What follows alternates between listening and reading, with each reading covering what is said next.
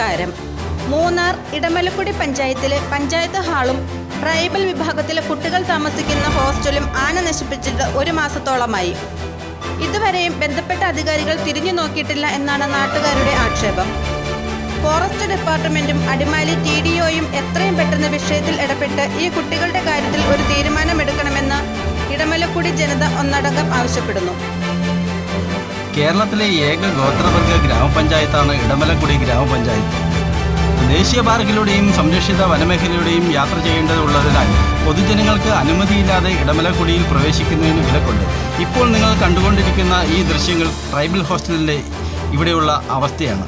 ഈ ട്രൈബൽ ഹോസ്റ്റലിൻ്റെ ഇന്നത്തെ ദുരവസ്ഥയ്ക്ക് കാരണം ഇവിടുത്തെ വനപാലകരാണ്.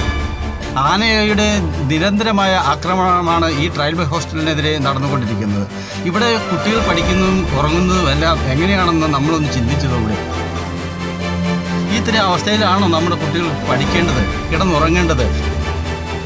നിരന്തരമായ പ്രശ്നങ്ങൾ പരിഹരിക്കാൻ ഒരിക്കലും കഴിയാത്ത ഒരു സാഹചര്യമാണ് വനപാലകർക്കുള്ളതെന്ന് നമുക്ക് അറിയാൻ കഴിഞ്ഞത്.